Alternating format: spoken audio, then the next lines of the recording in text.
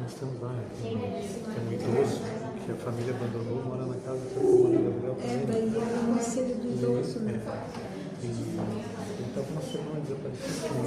Ele conseguiu ligar para o bombeiro defiando assim.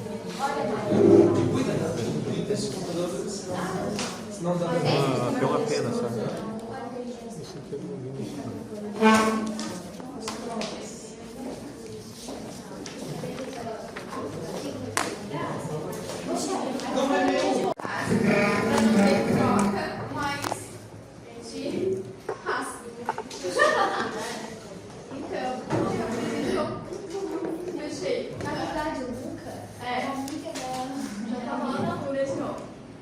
O julgamento de Lucas. Lucas é um influenciador digital de 27 anos, conhecido por seus vídeos de humor e reflexões sobre masculinidade e saúde mental. Com mais de 500 mil seguidores, ele construiu uma imagem de bom moço nas redes sociais. Certa noite, uma ex-namorada publica um vídeo no TikTok relatando episódios de assédio psicológico durante o relacionamento. Sem citar nomes diretamente, ela usa áudios e imagens que deixam claro que se refere a Lucas. O vídeo viraliza em poucas horas. Lucas perde contratos com marcas, é alvo de ataques nos comentários e vê sua base de seguidores despencar. Em meio à pressão, ele grava um vídeo negando as acusações e dizendo que está sendo vítima de difamação. Dias depois, a ex-namorada exclui o vídeo e publica uma retratação, dizendo que ele exagerou e que não queria causar tanto impacto. Mesmo assim, a reputação de Lucas já está abalada. Ele decide processá-la por calúnia e danos morais. A questão agora é, até que ponto a liberdade de expressão nas redes pode ultrapassar os limites legais? E como o direito deve lidar com julgamentos públicos que acontecem antes da justiça formal? Então agora, nesse momento, deixa eu chegar lá do outro lado. Não sei quem é que vai falar primeiro agora dos slides. Então, a professora vai cronometrar aqui. Vamos iniciar 10 minutos, então, para as advogadas de defesa.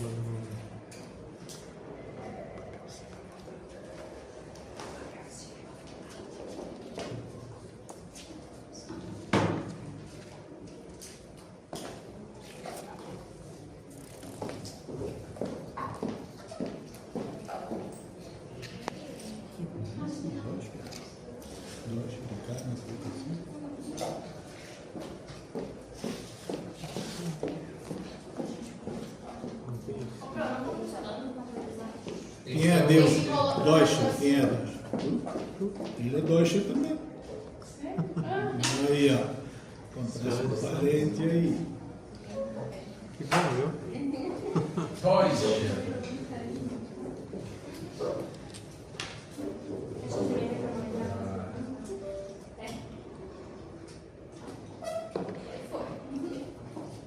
Vou zerar aqui de novo, tá?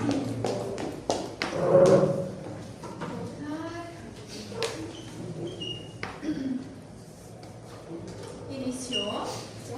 Boa noite, eu cumprimento aqui o doutor Ricardo, o doutor Sérgio, a doutora Raquel e a doutora Jo. Começo aqui apresentando as minhas razões de acusação da parte ré, que incorreu aos crimes previstos no artigo 138 e 139 do Código Penal, relacionados aos crimes de calúnia e difamação. Apresento aqui que o processo atual de julgamento do nosso cliente ocorreu na internet antes de ocorrer no processo judicial. Isso não é a maneira de ser adequada um processo.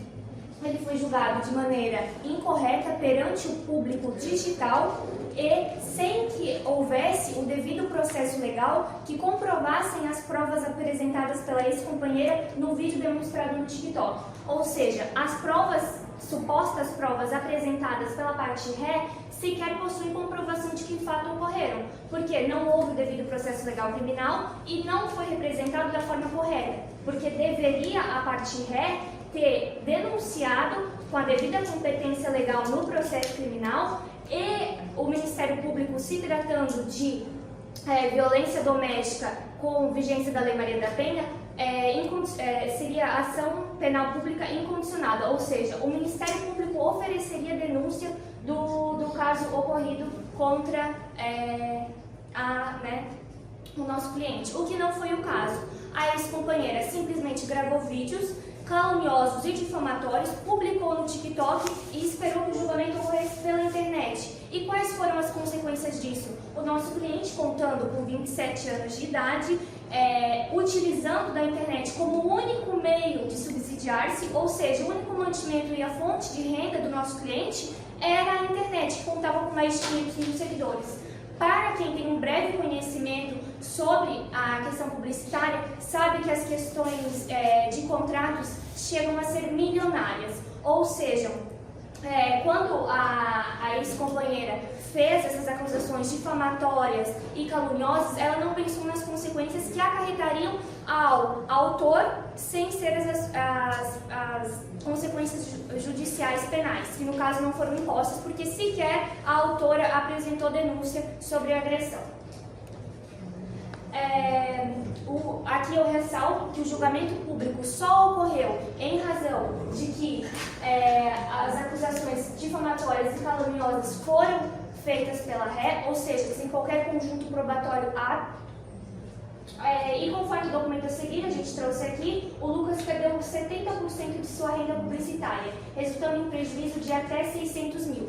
Ou seja, a gente trouxe aos autos o documento que comprova que o Lucas veio a perder contratos publicitários, diminuiu a sua renda significativamente e, por isso, é plenamente devida a indenização por danos morais em face da ré. Aqui segue o documento, firmado pelo Eduardo Martins Ferreira, um contador regulamentado perante o CRC, que demonstra que no período entre julho de 2023 a janeiro de 2024 verificou uma redução de aproximadamente 70% em sua receita mensal proveniente de publicidade, se comparada à média dos 12 meses anteriores. Ou seja, o impacto financeiro do videozinho publicado pela ré acarretou um prejuízo financeiro de 600 mil reais ao Lucas, o nosso cliente. Aqui o documento está firmado sobre as penas da lei, que é verídico, pelo Eduardo Martins Ferreira, o contador profissional especializado do autor. Aqui, ressalto novamente, a indenização por danos morais ela é plenamente devida diante do abalo psicológico sofrido da perda patrimonial, ou seja, o autor que tinha um padrão de vida estabelecido teve que diminuir o padrão de vida em razão de que perdeu a sua fonte de renda por um suposto vídeo de acusações caluniosas e difamatórias publicado na rede social do TikTok da autora. Aqui falo mais uma vez que não houve processo penal pelo Ministério Público, não houve a denúncia do Ministério Público, não houve a ação pública incondicionada em relação das agressões. O que está sendo discutido aqui é se é viável ou não a indenização por danos morais e a denúncia de calúnia e difamação, que é claramente devida e viável diante do contexto probatório apostado nos autos e diante de que a própria ré veio publicar retratação. Então, ela mesma, sabendo das consequências que seriam imputadas a ela, veio publicar retratação. Isso confirma que a atitude dela estava ilegal, ela sabia que a atitude dela estava legal e veio publicar retratação depois. Agora eu passo a palavra para a minha companheira Madara, que dará seguimento. Boa noite a todos. Dando continuidade na fala da Letícia, quais seriam as responsabilidades das redes sociais? Se elas teriam algum tipo de responsabilidade, né? Nesse caso, elas teriam um papel importante, elas têm um papel importante de prevenir a permitir a livre expressão, mas também ela deve ser responsável pelo que é publicado. No caso de Lucas, a viralização do vídeo sem um controle adequado das informações contribuiu para a difamação. As redes sociais elas poderiam ter feito mais, como filtrar os conteúdos parcialmente publicados, sem que tivesse um potencial prejudicial para as pessoas. As redes sociais que tinham o poder de destruir, no caso o vídeo, né, que tinha o poder de destruir a reputação de uma pessoa sem qualquer confirmação de veracidade das informações, isso não significa uma censura, mas sim uma ação responsável para evitar os danos necessários. E Lucas, ele foi alvo de um ataque, né, direto à sua honra e à sua imagem pública, tanto a vida financeira dele, como a gente trouxe ali nos slides. E Lucas perdeu também contratos e seguidores, e a sua vida foi afetada de forma irreversível. A reputação da namorada, embora ela seja um gesto de arrependimento, ela não apaga os danos causados. O processo por calúnia e danos morais, ele é legítimo.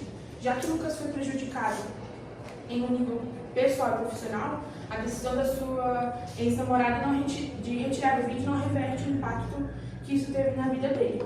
Em resumo, a ex-namorada de Lucas deve ser responsabilizada pelos danos causados.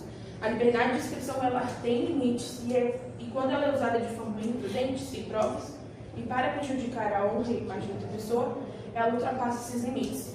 Lucas, ele foi vítima de um julgamento público sem precedentes que afetou diretamente a sua vida. A justiça, ela deve atuar para reparar esses danos morais causados pela acusação, e as redes sociais devem ser mais responsáveis no controle do que é publicado. Portanto, somos a favor da condenação da ex-namorada de Lucas, pois é fundamental que as pessoas sejam responsabilizadas por ações que causam danos irreparáveis à vida de outra pessoa, especialmente quando elas são feitas de maneira irresponsável. E vale ressaltar também que muitas vezes não ocorre esse filtro dos vídeos que são postados, porque, querendo ou não, essas redes elas ganham em cima do que viraliza, no caso, né? Então, vou passar agora a palavra para Complementando aqui com os ensinamentos de Bauman, a sociedade líquida e a fragilidade das relações, ou seja, fizemos 2 apontamentos sobre Bauman, a rapidez com que a opinião pública muda. Ou seja, em um dia o Lucas, que tem 500 mil seguidores, é aclamado por todos os seus seguidores intelectuais. No outro dia, ele já passa a ser odiado, perde seguidores, perde sua fonte de renda, por justamente a rapidez com que a opinião pública muda, ou seja, a liquidez da opinião pública. Ressalto aqui a instabilidade de conexões virtuais, porque o Lucas tinha contratos publicitários grandiosos, em que marcas ficavam meses na fila de espera para fazer os contratos publicitários com o Lucas. A partir do momento que ele foi acusado, mostra a instabilidade das conexões virtuais, porque ele perdeu esses contratos, ou seja, a liquidez também das conexões virtuais. Aqui eu deixei uma frase que serve de reflexão: a reputação é líquida e facilmente moldável por narrativas virais, porque como a Madara anteriormente tinha falado, tudo aquilo que dá palco, tudo aquilo que dá circo também é monetizado, ou seja, todo o infortúnio causado ao nosso cliente também foi monetizado por outros perfis. Obrigada. 9 minutos separando aqui. Vamos passar agora a palavra para as demais advogadas. Boa noite a todos. Gostaria de...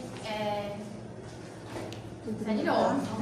Boa noite a todos. Gostaria de cumprimentar todas as excelências aqui presentes, o corpo de jurados, esse ilustre corpo de jurados que tenho certeza muito qualificados e imparciais. Bom, a defesa vem aqui hoje fundamentar a inexistência do crime de calúnia contra Luana e de danos morais, ajuizado por Lucas, o influenciador digital. O caso em questão envolve questões sensíveis, como liberdade de expressão, violência psicológica, espaço digital e o direito à narrativa pessoal, e requer uma análise cuidadosa e contextualizada. Nós acreditamos que a denúncia feita, ela deve ser analisada sob a ótica da liberdade de expressão e do contexto da sociedade líquida, como aponta o nosso filósofo e sociólogo Bauman. Antes de julgarmos como calúnia ou difamação, nós precisamos compreender o contexto emocional, social e jurídico em que essa denúncia foi feita. Bem, boa noite, estendo meus cumprimentos. Vou começar. A Constituição, no seu artigo 5º, inciso 4º, garante a liberdade de expressão, o que inclui relatar, experiências pessoais. A Lei 11.340 de 2006, Lei Maria da Penha, também reforça que deve ser ouvida a mulher e também que tenha um ambiente seguro para fazer a denúncia. A nossa cliente, não vamos citá-la como ex-namorada, porque o nome dela é Luana.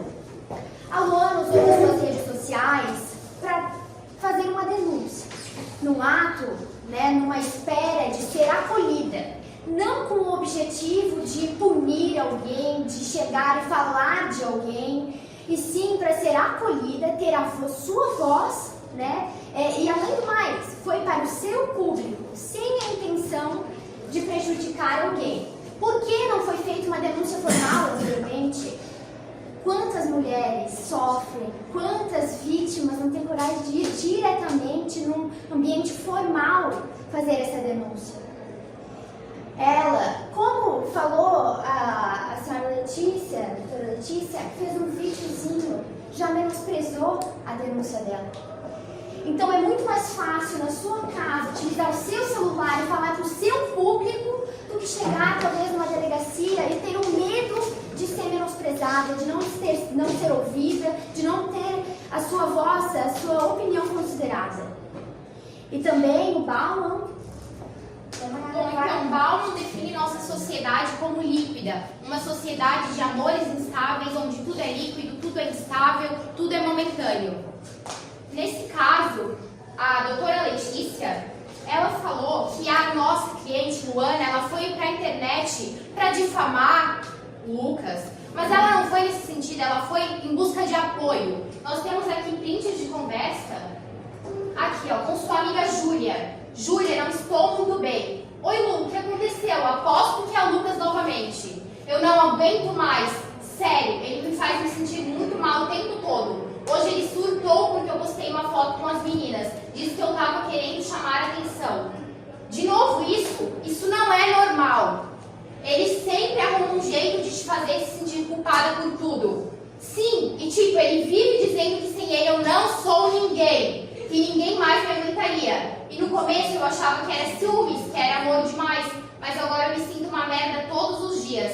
Isso é abuso psicológico. Amor não é controle, muito menos humilhação. Ele tá minando sua autoestima.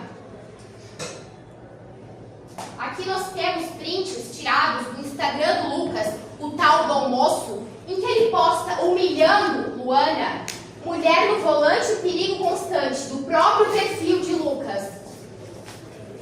Aqui, porque os pés das mulheres também, ó, para chegar mais próximo do fogão. De todas as maneiras, ele tenta humilhar. O conteúdo dele é fazer piada com mulheres na internet. Até que ponto esse é o bom moço? Até que ponto ele merece visibilidade? Eu reforço. Luana não foi à internet para fazer um julgamento virtual, ela foi para a internet em busca de apoio. Inclusive, sua conta não possuía seguidores, ela queria apenas um desabafo, uma rede de apoio. E como elas falaram, mesmo que posteriormente ela tenha dito que ela exagerou na sua fala, nós não podemos ignorar a motivação. E isso sempre acontece. Quando há uma pessoa fragilizada, ela sempre se sente culpada porque ela saiu na rua com um shortinho curto e por isso que encostaram nela, por isso que ela foi violentada. Então, ela é sempre um ciclo. Tenha coragem, ela denúncia e aí o bom moço chega, não, ela é culpada, eu não fiz nada, e ela vem, ela se retrata. Por quê? Porque ela sempre foi acostumada a ter os seus sentimentos menos pesados. Então, a partir do momento que eles falam que é mentira, é muito mais fácil a gente chegar. É verdade. É sempre colocada como vítima. O bom moço é sempre a vítima.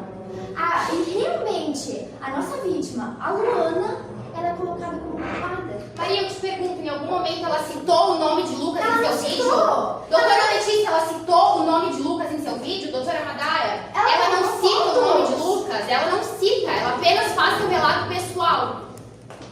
Aqui, elas relatam, elas fazem um pedido, né, de indenização, falam calúnia. Calúnia é imputar falsamente alguém a prática de um crime. Ela não citou nomes, ela falou de um relato pessoal. E realmente, agora, nós estamos trazendo uma prova, realmente estamos trazendo provas de que houve e que ela sofria esse abuso. Que ela constantemente era humilhada, até nas redes sociais, porque ela publicou no TikTok o vídeo, mas ele já não colocar, já não expôs ela na rede social? Já não era exposto o relacionamento deles? Agora,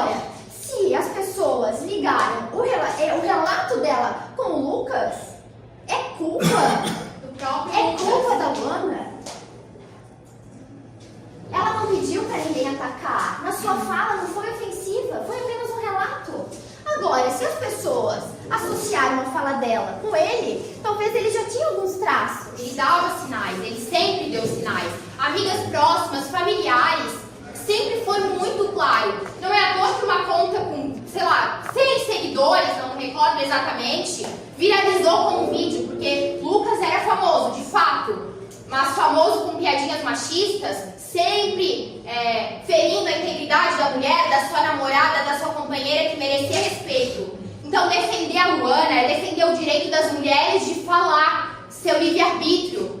É reconhecer que numa sociedade líquida, os canais tradicionais de denúncia, eles falham, doutora Letícia. E a internet se torna, sim, um espaço legítimo de escuta. Nós pedimos, caros jurados, que ao julgarem, não se limitem a um desfecho formal de acusação, que considerem o contexto humano, social e jurídico em que essa fala foi feita. E assim encerramos. Obrigada. Nesse momento, vamos passar para a réplica das investigações. Bom, começo deixando exatamente nessa imagem onde estamos para falar que sequer houve a constatação de ata notarial com fé pública que comprova os fatos alegados, ou seja, esses prints são meramente protelatórios, sequer possuem fé pública de ata notarial, que deveria ter sido, pois o impedimento jurisprudencial é consolidado no sentido de que a prova de mensagens por prints e capturas de tela só é viável mediante constatação de ata notarial por tabelião que possui fé pública, o que no caso não ocorreu. Bem, as doutoras, né, as sapientes patronas anteriormente, falaram que a Luana precisava ser escutada, por isso que ela realizou o vídeo difamando e caluniando o Lucas. Bem, se a Luana de fato precisasse ser escutada, ela deveria ter procurado ajuda policial, que inclusive poderia intervir em qualquer situação de agressão que ela viesse estar sofrendo. O que não ocorreu. O julgamento da internet, na cabeça da ex-companheira, foi muito mais eficiente. Por quê? Porque o Lucas perdeu seguidores, perdeu sua fonte de renda e ela ainda ficou por cima. Porque, posteriormente ao vídeo, ela se retratou, mas ela não comprovou, ela não realizou a denúncia para que o Ministério Público viesse a intervir. Isso só demonstra que as acusações da ré foram, sim, difamatórias e caluniosas.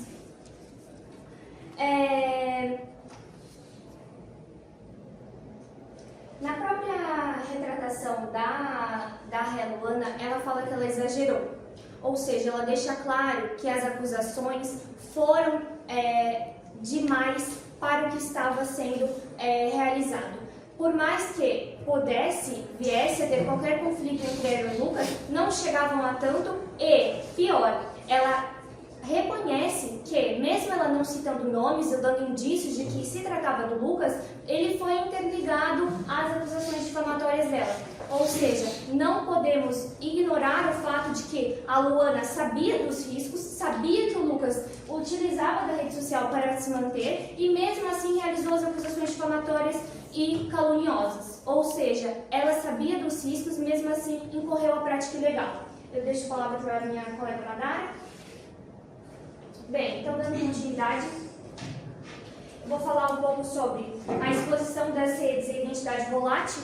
O Lucas até então era uma pessoa com moral ilíbada, ou seja, ele não tinha nenhum antecedente criminal, nenhum boletim de ocorrência feito contra ele. Até então na internet ele era uma pessoa ótima e a partir do momento em que houve uma simples alegação de suposta agressão, ele passou a ser visto como uma fraude de bom moço, o que não é verdade. Isso só reforça a ideia de Bauman que fala sobre a relação líquida, ou seja, a identidade criada por Lucas, ela não era uma identidade falsa, ela era a verdadeira identidade de Lucas. Ocorre que, depois de um simples vídeo, ele foi acusado de diversas formas e maneiras pelo tribunal da internet, diante das acusações de sua ex-companheira. Agora a gente vai falar um pouquinho, porque a patrona da ré realizou a citação do artigo 5º da Constituição Federal, que fala sobre a liberdade de expressão. Aqui eu vou usar aquele velho ditado popular, o direito meu termina quando começa o do outro. Ou seja, a minha liberdade de expressão termina quando começa a ferir a imagem e a dignidade da outra pessoa. Ou seja, a Luana tinha sim o direito de expressar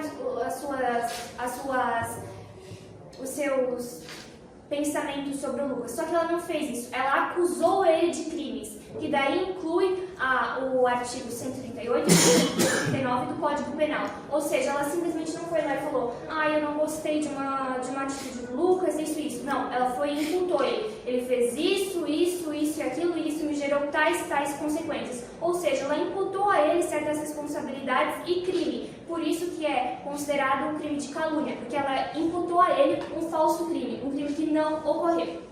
Diante disso, eu encerro aqui as minhas colocações e passo a palavra para a... Bem, nós consideramos os argumentos da acusação, mas é necessário colocar o foco em análise. Foi citado o nome dele, Mayara? Em nenhum momento foi citado o nome de Lucas. Como assim? Como assim nós estamos condenando Lucas por algo? Agora que nós trouxemos provas. No vídeo da Luana, sequer ela citou o nome de Lucas. É necessário voltar ao foco. O problema realmente são os 500 mil seguidores que ele perdeu? O que realmente ele fez? Uma mulher que foi violentada, como sempre, o problema é o homem branco famoso que perdeu dinheiro, sendo que a vida de uma mulher que foi passada em risco, isso até o momento era uma violência psicológica. Até que ponto? Ainda bem que esse relacionamento encerrou. A doutora Letícia disse que os prints não foram autenticados. Isso foi autenticado por ata notarial, inclusive está nos autos, doutora. A senhora não tem acesso? A senhora não consultou? Inclusive, a fala dela, novamente, eu entro na Constituição, no artigo 5º, a liberdade de expressão. Então, ela usou da sua rede para falar de uma experiência particular que ela teve, sem citar nomes, sem acusar ninguém, com o objetivo de acolher, de acolhimento, de incentivar outras mulheres a vir às redes sociais. Agora, falando novamente, que ela não foi atrás de uma formalização dessa denúncia. Quantas vezes nós já estudamos violência psicológica, violência patrimonial, violência física? Quantas vezes, quantas mulheres não têm coragem de ir? E agora, hoje em dia, a rede social é uma ferramenta. Professor, é fácil sair de uma violência psicológica. Doutores, é fácil, não é fácil. Ela não foi com má intenção, ela não foi na maldade. Ela queria apenas apoio, uma rede de apoio, pessoas que escutassem ela.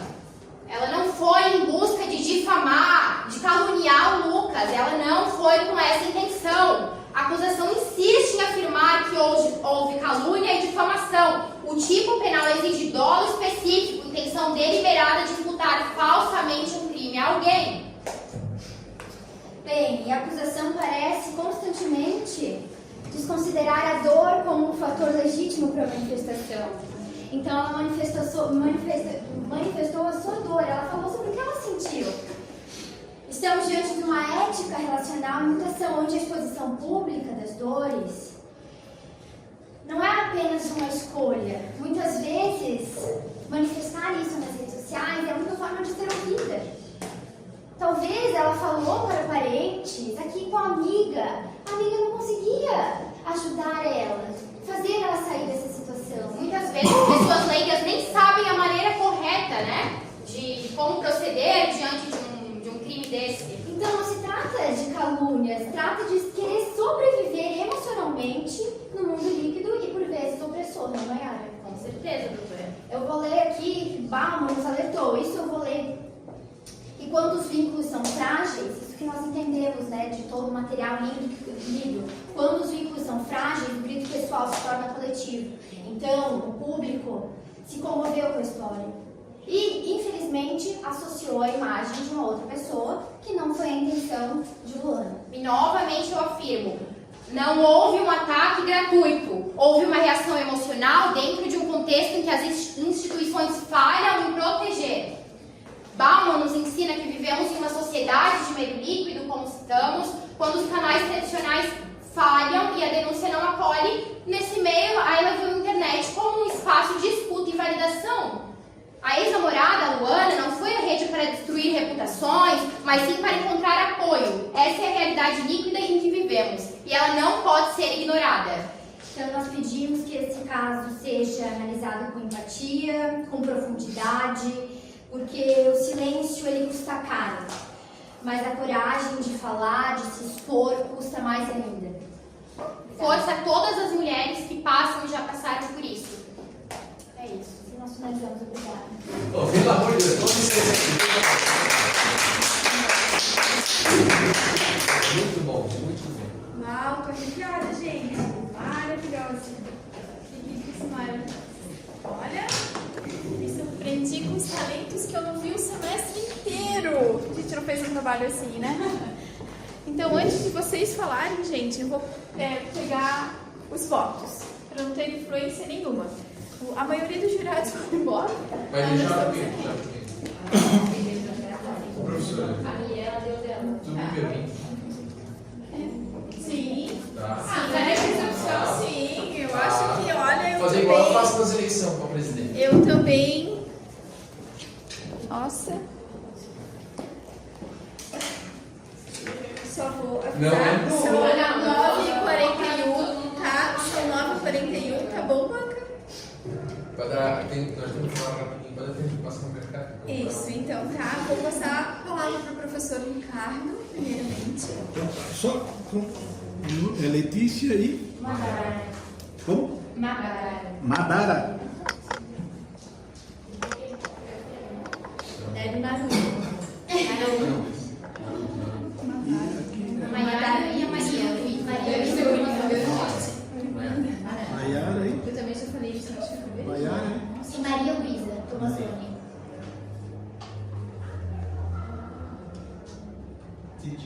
Então tá.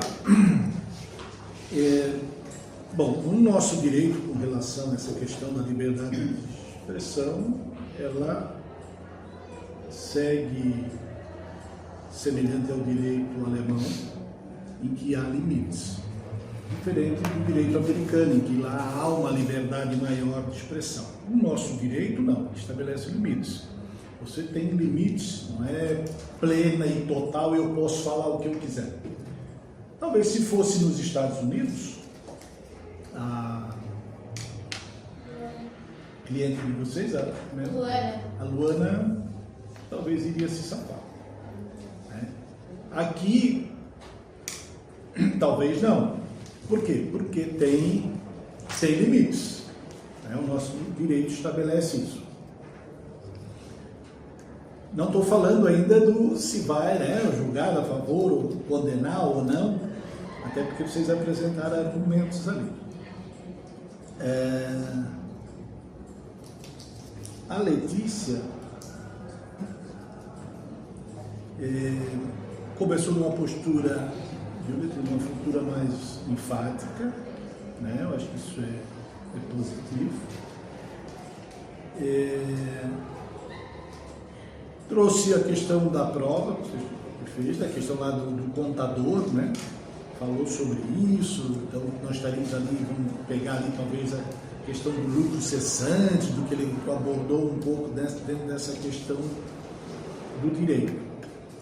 Uma questão que eu observei que tu ficou muito falando, sempre olhando para mim, tu me escolheu como foco para olhar.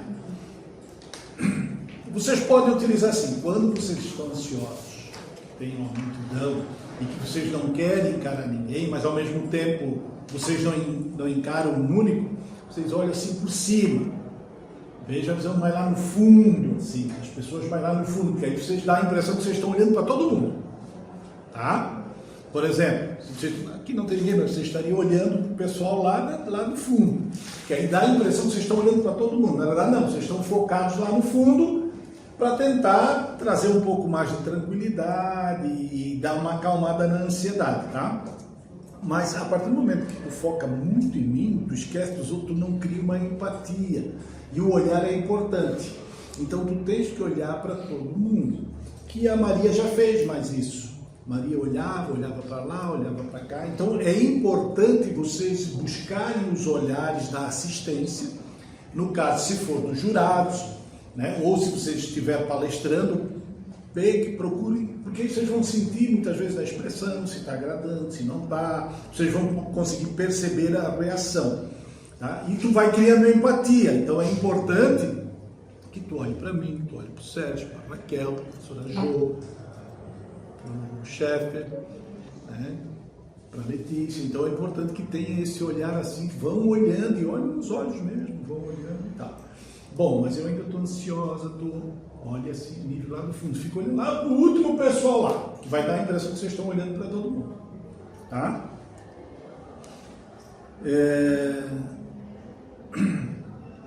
A Madalha, né? Então falou ali da liberdade de expressão. Quando fala das redes sociais de bloquear, bom, redes sociais, o que é redes sociais? É o Facebook, o Instagram. Então tu tens que falar das Big Techs, tens que especificar que são essas que mantêm essas redes, essas é que têm que fazer uma certa censura, e que essa hoje é a grande discussão no nosso país. E que essas Big Techs não querem que sejam regulamentadas. Elas não querem. Justamente por isso, porque essa ofensa, esse discurso de ódio, isso fomenta a visualização. E é onde eles ganham. Monetiza, né? Então por isso que eles não querem regulamentar.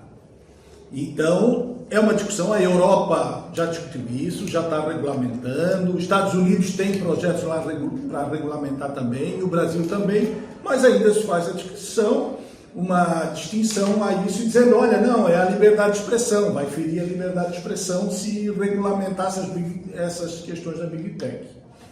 Então é uma discussão que está aí, né, e que vocês assim tocaram nesse tema, né? E também, talvez, eu acho que faltou vocês explorar um pouquinho mais esses limites que o nosso direito estabelece. O nosso direito estabelece esse limite, tá? Então, eu penso que aí vocês têm que ter dado um ênfase maior a isso. A Madara ficou muito presa à leitura. Tá? O importante, pode ler, mas aí faz um breve comentário, comenta alguma coisa e tudo mais, tá?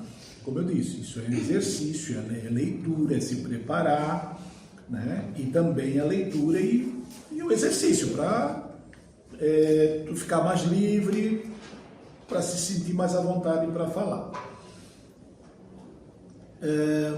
Uma coisa interessante que a dupla apresentou, agora eu não anotei aqui, não sei se foi a Maria, que falou da Lei Maria da Penha, da revitimização.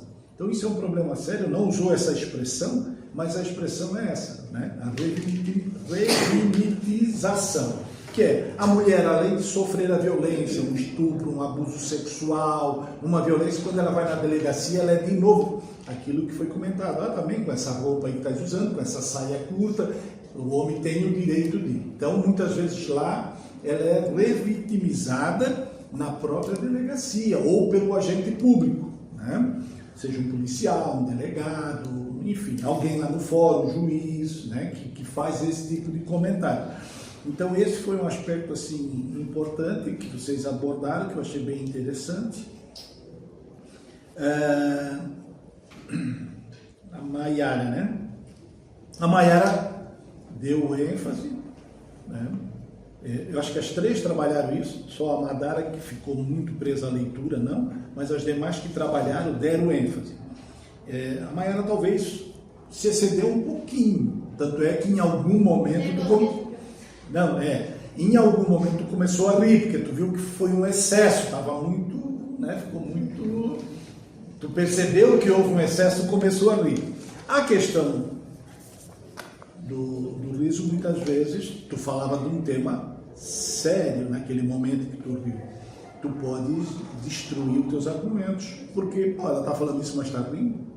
Claro que aqui é um exercício e tal, mas eu digo, a provocação do riso veio em razão desse excesso, né, na ênfase e tudo mais. Então tem que também acautelar, equilibrar isso. Dá o ênfase no momento certo, mas não todo momento.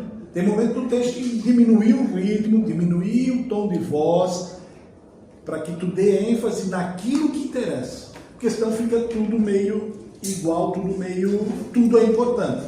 E na verdade tu não consegue destacar o que tu queres, tá?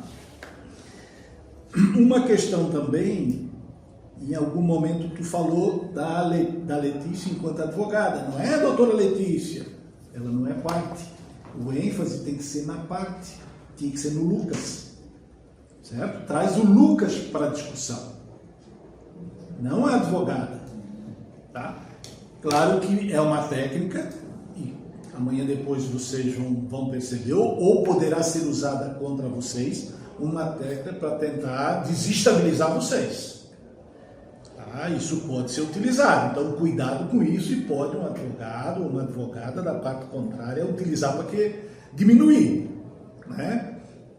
O nosso Código de Ética, o Código de Processo Civil também prevê, a lei da magistratura, do Ministério Público, tudo prevê o tratamento ético que deve ter entre as partes, juízes, Ministério Público, tá? Então, tenham cuidado com isso. Entretanto, isso é utilizado e vocês têm que ter um certo cuidado com relação a esse uso.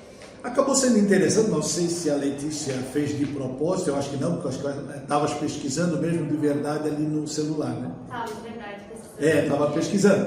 Mas em um momento em que a Maiara perguntou, e foi na frente, né, que ela,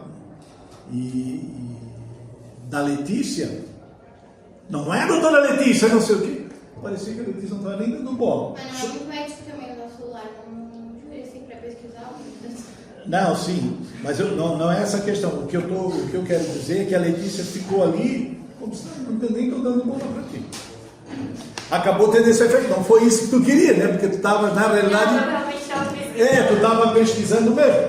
Mas é uma forma de ignorar a outra parte e dizer assim: olha, estou nem aí, tu estás falando, estás me chamando, estás me dizendo, não quero nem saber. Então, acabou não. Mas é uma técnica que também se usa. Equilíbrio emocional. Isso, que demonstra coisa certo e tal. Então, não está nem aí. Então, isso é uma técnica também que se usa. Como pode se utilizar para tentar desestabilizar também, tu pode utilizar, olha, isso não me afeta, isso aí não me interessa, enfim. Acabou, eu sei que estavas pesquisando mesmo, né? Que aí eu fiquei observando, ela está pesquisando mesmo. Mas acabou tendo esse efeito, tá? Para quem assiste. Uma outra questão também, eu acho que foram a dupla aqui do contra, que usou a questão de tentou desconstruir a prova. Eu não sei se foi vocês ou se foi tudo. Isso, então isso é interessante, tá? Porque é isso, a parte deve tentar desconstruir aquela prova feita. Então isso foi um momento que eu achei também bastante positivo. E num determinado momento, me deu essa impressão, não sei se foi, tu pode falar, que tu usou um pouco de ironia, foi, de certa forma, vou usar a expressão atacada, né, mas foi uma provocação da Maiara, e ela depois, vocês devem ter percebido, as sapientes doutoras, né, as sapientes advogadas, não sei se ela estava falando sério ou estava ironizando, me deu um ar meio de ironia, porque ela também tentou. Isso também acontece, vocês têm que ter isso que a professora Jo falou, estabilidade emocional. Nem sempre nós vamos ter. Né? Nós somos seres humanos e às vezes aquela coisa não toca e a gente pode ir para a briga. Então temos que cuidar. Uma outra questão também que é importante, a gente tem que cuidar, foi a Letícia que usou a expressão é ilibada. Tu usou ilíbada. Tu usou ilíbada, tá? E é ilibada. E aí eu queria chamar a atenção, acabei esquecendo também eu também percebi. Adapita. Adapita. Também não existe. Né? É adapta. Adapta, tá? Então assim, como a gente advogado, tem que... né? Se tem dúvida na expressão... Advogado. Então, se vocês têm dúvida na expressão, muda para uma outra expressão que vocês sentem mais segurança que vai estar certo. Tá? Claro que acontece. Às vezes um discurso está ali, fala e erra, mas só estou trazendo isso para que vocês tenham um cuidado sempre nas expressões. Eu estou na dúvida se é essa forma correta, usa outra expressão, se possível, tá? Para evitar esse tipo de erro. Se às vezes escuta a expressão falada pelo leitor de inteligência artificial, ele comete esses erros. Aí tem que ficar atenta, porque às vezes bota no automático para ler o texto e daí o leitor artificial, né, da inteligência artificial, ele fala umas coisas assim que... E também depois, acho que foi a Maria que encerrou, né, a fala, tentando buscar um certo efeito. Isso é importante também no último momento, na última fala, que buscou uma força. Então, ela traz lá, seja julgado com empatia, acho que foi profundidade. Só faltou uma coisa, e favorece a vocês, o nosso direito favorece, e com a lei. Por quê? Porque o nosso direito põe limites à liberdade de expressão. Né? Então, ou talvez foi vocês que usaram? Não. Não. Foi, né? Foi. Eu acho que só Não seria essa questão do limite, seria da questão do foi muito bacana, vocês também utilizaram, fundamentaram na questão do tipo penal. Lembra que, não sei se foi a Mayara que falou, ela trouxe o tipo penal, olha, não caracteriza calúnia por isso. Isso é importante, está usando a lei. Então é nesse sentido aqui que eu queria falar, e também com a lei, com base no que a Mayara anteriormente tinha comentado. Gostei muito, parabéns, show, top, tá melhorando cada vez mais, né? Cada grupo aí tá... Obrigada, professor Ricardo. Professor Sérgio. Vamos lá. O Ricardo fala tudo, não tem graça. Mas é mais ou menos isso que o Ricardo falou. Eu anotei que assim, a explanação das duas equipes foi maravilhosa no início, então deu para a gente pegar bem sobre o que estava sendo julgado, foi maravilhoso. Muitos se apresentaram muito bem. Como o Ricardo falou nas outras ali, né? Os anteriores ali, sobre a leitura, né? Eu acho meio estranho ver a pessoa ficar lendo direto. Para mim parece que não tem uma veracidade no que está sendo apresentado. Então eu anotei isso porque eu achei que ficou bem fraco para a contestação delas. Então eu achei legal não usar muito esse negócio da leitura direto. As citações de Bauman foi legal, ela citando, né, durante a explanação delas, citando, foi muito legal. E o final mesmo aqui foi maravilhoso, quando elas saem de lá e elas vêm para a mesa, né, e falam, espero que seja julgado, até o Ricardo falou, né, que faltou ali de acordo com a lei e tal. Então ali fechou com chave de ouro mesmo, eu acho que foram perfeitas. Obrigada, professor Sérgio e professora Raquel. Foi um embate interessante. Foi muito bom. Teve uma dupla mais empolgada do que a outra dupla, mas faz parte, né? Eu acho que traz o perfil de vocês, de cada um de vocês, né? E uma coisa que me chamou a atenção, mas o professor Ricardo falou a respeito de falar o nome do cliente, né? Não sei como é que a gente fala, cliente, paciente, o que fala? Cliente? Do cliente, em vez de usar o nome da advogada, que vocês chegaram ali e ficaram falando, não é doutora Letícia, não é doutora... Teve um momento que eu achei que a Madara, eu ia chamar de Maímbra agora, Madara fosse a Letícia, porque ela estava olhando para vocês e a Letícia estava com a cabeça baixa e vocês repetiram o nome dela, da Letícia, mas elas estão em dupla. E daí vocês não fizeram, vocês poderiam ter feito esse jogo de falar o nome, né, doutora Madara, né, doutora Letícia, de usar o nome da dupla. Teve um momento que elas falaram com vocês, só que elas colocaram no plural. Elas não citaram o nome das advogadas, mas elas colocaram no plural, então colocaram a dupla, né? E vocês ficaram com foco muito na Letícia e daí ficou, eu achei que a Madara fosse a Letícia, porque ela estava olhando assim e vocês, não é doutora Letícia? Eu pensei, Letícia é o nome dela, depois é que era Madara. Olha que interessante essas várias visões, porque a gente cresce, né? Tipo, eu não tinha percebido que ficou só na Letícia, né? E falando da Letícia, esqueceu uma da... São duas advogadas. Que legal, olha tudo, Não, né? foi mais, tipo, contra-argumentando, porque tá falando dela, Letícia. Mas é que o argumento, a Letícia falou, mas quem elaborou foi a dupla. A visão Então, de uma jurada pensa, né? A visão de uma pessoa, né? Então, cuidar com essas coisas, de sempre tentar colocar, no coletivo, colocar a dupla, falar. Mas o embate de vocês, a peleja de vocês foi muito interessante, foi muito boa mesmo. Vocês argumentaram muito bem ambos os grupos, né?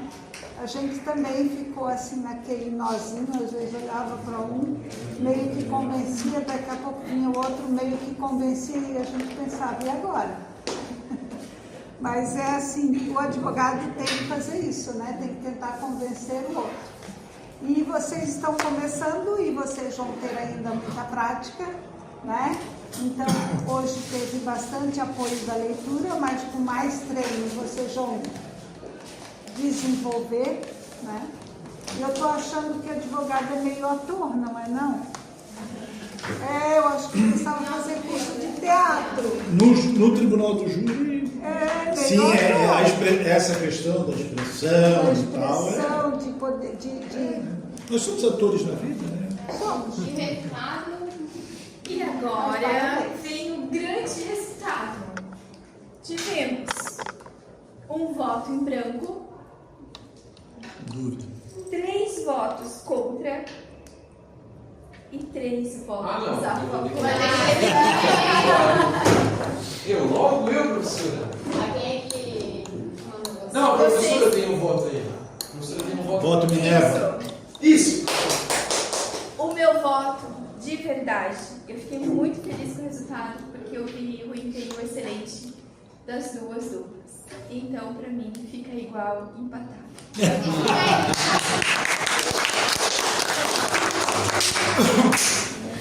Muito obrigada, gente. Na vida real não é assim, né? Na vida real. Eu até comentei com o Sérgio que na sociedade líquida, o contrato, muitas vezes, não é o contrato com a pessoa, porque é o contrato do serviço. Então, se vocês tivessem focado que a empresa contratou os serviços da Joana e assim que acabou o serviço dela, ela foi... porque daí a empresa não dispensou a Joana, a pessoa. Ela terminou o trabalho que ela tinha que fazer. E como terminou o trabalho que tinha que fazer, na sociedade líquida é isso que acontece, né? Tu és contratada para fazer um trabalho. Terminou o teu trabalho, tu és dispensada. Em nenhum momento a empresa sinalizou que ela seria contratada, então foi só um contrato para aquele serviço.